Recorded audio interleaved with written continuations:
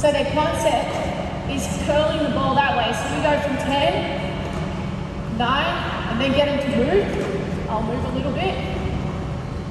I'll need to go back into that recovery place in a little while. Okay? Alright, well, that's enough. We're getting tired.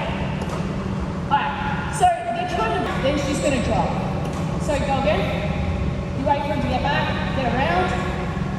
So it helps them track, like, where is the space that they're creating before they hit the ball. Okay? Does that make sense to everyone? Okay, so it's just spacing and ball control at the moment. The first two were ball control, and then these two are spacing. So then we're going here, they're going to hit the ball and get back, okay? The one thing you're going to see straight away most of the time is a lot of players will go to shift with this foot. It takes them a long time to get spacing to get to the side of the ball. So as soon as we go to throw that ball, we're going to go quickly. You can either think of going backwards, like butt backwards, or you can just think about, some people pull this leg, whatever it is, your butt needs to face that way pretty quickly, all right? Okay, so we're gonna go here, guys, you're gonna hit, and then you're gonna come back in, okay? You're gonna run around. Just remember, it's just for spacing. All right. Okay, that's a great question. You need to add that part in. So we will also, when we go with the spacing, we want to try to keep the swing line straight of the racket. We don't want the racket going this direction. Just for this drill specifically, we're just going to go keep the swing line straight. Keep the body weight going towards your target. That's it. All right, we're just going to go for 3 each. You could do up to 8. Okay, there you go, right? Okay, get around. That's a forehand. There you go, and you've got to come past the cone. There you go. So the aim is, and go as soon as they move. That's it. And again. Sorry, Chuck, you got to watch out for that one there. It's not a very bright color. Okay, come forward to the ball. Forehand there. Yeah, and come into the shot. Okay, then we're going to switch around. Billy, you're in. We're going to just do 3 each. You got a monster forehand?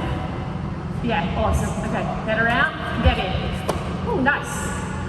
Okay, get back. Hits around fast. Okay, so I'm giving him enough time. Okay, when he moves, then I'm going to throw it. Okay, switch again. So you just got to be careful on your timing on the feed. Not everyone's as confident, doesn't move at the same speed. Okay, go, start to move. As soon as Chuck starts to move, okay, go around again. Try to push past the cone as you kick.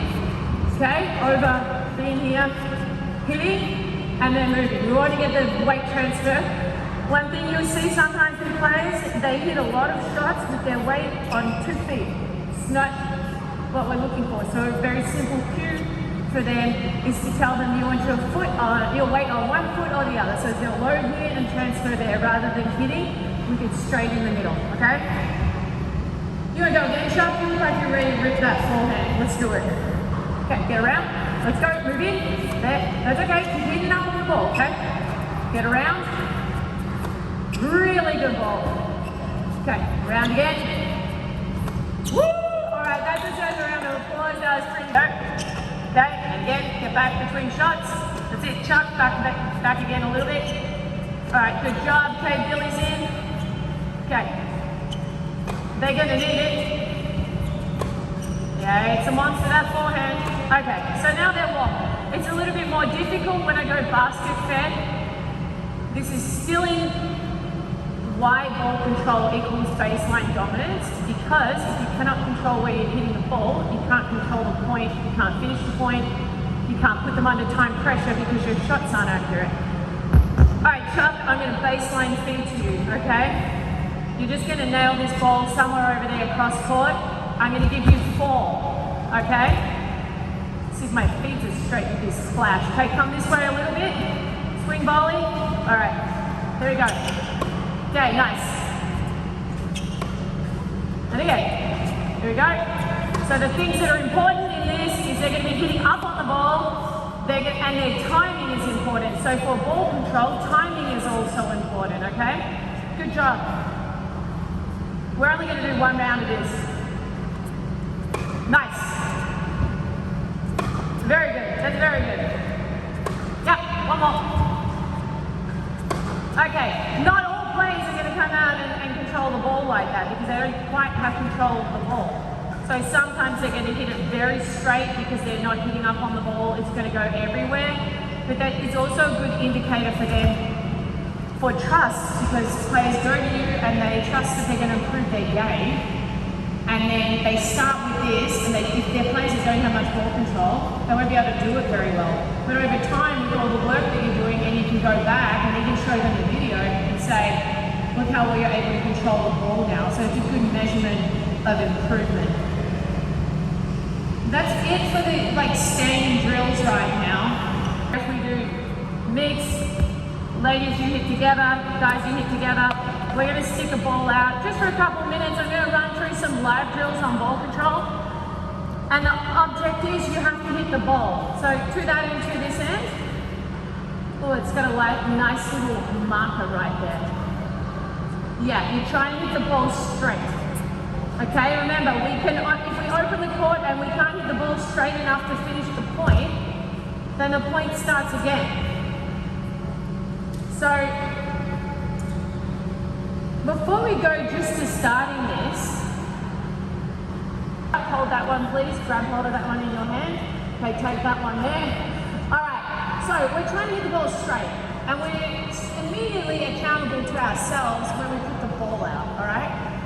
Means you're going to have spacing. If your spacing is not very good, the ball is going to go that direction. If you drag off the ball, maybe it'll go that direction. We're trying to hit the ball straight, and we're trying to keep the swing path straight through contact, not drifting.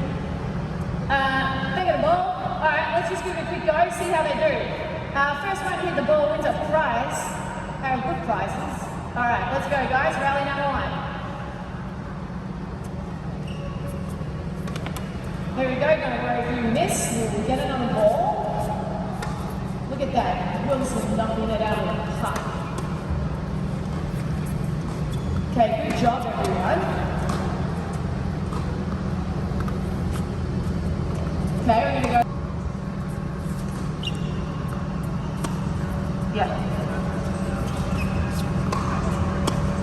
Yeah, forehand, great question. Forehands or backhands, no problem. Let's go again. Yep. 30 seconds.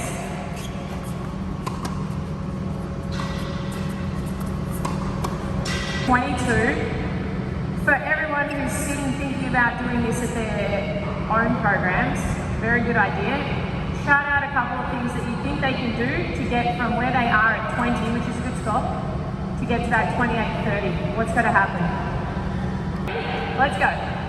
Yep. Volley, that's fine. Take it early. Very good. Move up. There you go. Good.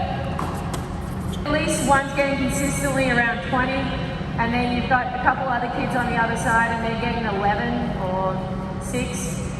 They're going to be accountable for their shot. So it's a good way to create that environmental pressure to help them elevate their intensity. So I'm going to tell you from the start what it is. In 2 minutes, the top over 16-year-olds in the world make, 100 balls. You make 100 balls in a minute and 35 seconds. 100 in, back and forth.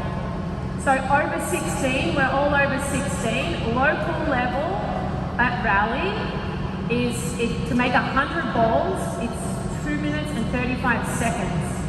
All right, and the baseline pro for just having a ranking, you want to make 100 balls down the line in 2 minutes and 5 seconds to 2 minutes and 20 seconds. So that's pro level. So it's not top 100, that's, 1,000 in the world, whatever else, okay?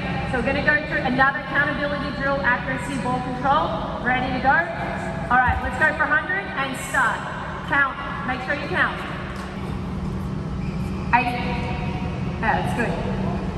80. So, because don't have these numbers in my head, national level, you would have had another 15 seconds. I feel confident that you would have made it. Okay, good job you guys. Just have a little rest. Don't have points down the line. I hope this explanation is clear enough. Any financial sense, especially inside. So use the court with 4 players on the court in the point. All right, so the next shot they can drop shot or whatever. You can't win the point, Billy, until your shot you also make one over this line. All right, so in the same rally, if you make it over, you both have the opportunity to win the point. If you don't, Sarah's the only one who can win the point. Okay, you ready? All right, let's go. We're going to keep it pretty simple because I have 2 more drills that I want to make sure that we get through. So, and then as soon as it goes over that line, just say live, okay? It's got to go in the singles so they know. So that's live, Sarah. You can win the point. Good plan, 1-0. What's that? Without the feed. It's up to you if you want to count the feed or not count the feed, but I'm going to count the feed. Okay, so that's live. Okay, so then you just start the point again, but Billy can't win the point unless he's made the deep ball.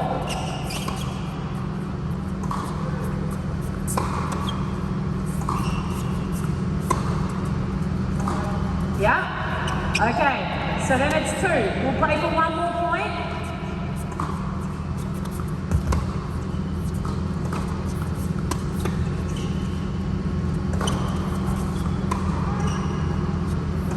Nice man. Okay, so now they can both win the point. Does that make sense to everyone, how the points work? So, could you 3 please do your corners? So we're going to go 4 by 4 here. Same thing with, thank you, ball control. I'll help out here. You're going to play points up to just 5. You can play a point, okay? All right. Down the line. You could do a cross court, but we're just going to stay down the line, okay? So as soon as it's in there, the point's over. 1st to 5. Okay, let's go. Okay, so that is out. 1-0. We want the players to be accountable for where they're hitting the ball, not just dropping straight in the middle. We know the points are won by controlling, a lot of the time controlling the middle of the court. And if every ball is just dropping there in the middle at an advanced level in tennis, it's pretty easy to control the point. Right? So we want to put them under pressure. We either want to move people, or we want to push them back, or we want to bring them in. They're all good things. Good job. If it's short, give it a rip.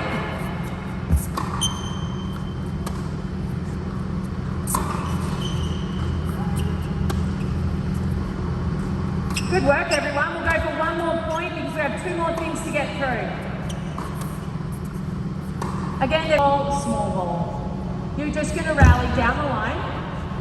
If you think it's a ball you can go after, you're going to say big ball. If they've hit a great shot, you're going to say small ball and you're going to control the shot, right? So you'll play a more defensive shot. We see little kids, pros, everyone, they might tee off on a ball that you just like, that is not the right shot to go after. And we want to teach them to be accountable and know when's the right time to go after it. Well, that starts with all of the information that you get is from the other end of the court. So you've got to make an early decision on whether you're going to go after it, whether you're going to back off. Okay, so just call it loud just for now, big ball or small ball. So to the end, call it out, I'll be quiet so that you can hear. There you go. And sometimes it's interesting when your player calls big ball and they haven't moved and they're pegged on the baseline and it's just unrealistic. It's a good teachable moment to help the coach understand what the player's even seeing. That's it, exactly. And they can use their hands on out balls. I really encourage players hit every ball. Out court down the line can be the most boring drill in the world and players like, I don't do it, it's so boring, like it's annoying. Not that many have the discipline and understanding what it takes to be at the top. So they're just not gonna want to do it. You turn it into a competitive situation. Okay, they are cross-court down the line points. The only person that can win the point is the player who's playing down the line. All right, so you want to start down the line? Okay, so it doesn't matter, you can only win the point. You can't, Yeah, you can't lose it. It doesn't matter what you do in cross court. You've got to just stop her from winning the point, all right? You've got to keep it in. You've got to try and make her make an error, okay? You're going cross court, you have to go down the line. We're going to slide a slice down the line to start. Just chuck it in the feed, then you get the forehand. All right, let's go.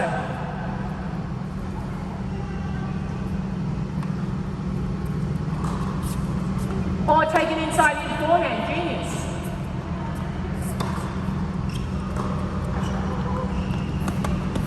Okay, then we switch. You switch every point.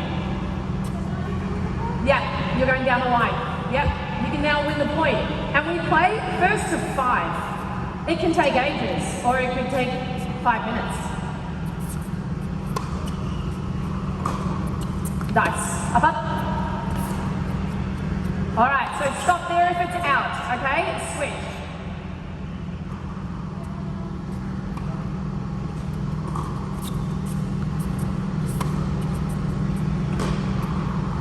Okay, so that is one, because you are the down the line player. So only the down the line player can win the point. That's it. So it is now 1-1. Let's play to one more to see who's going to get the hat as the giveaway.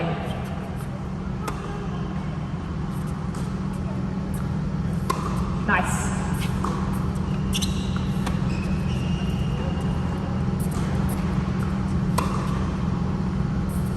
That is out.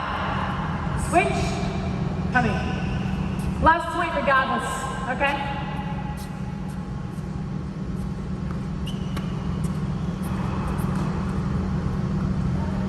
All right, so it is a draw.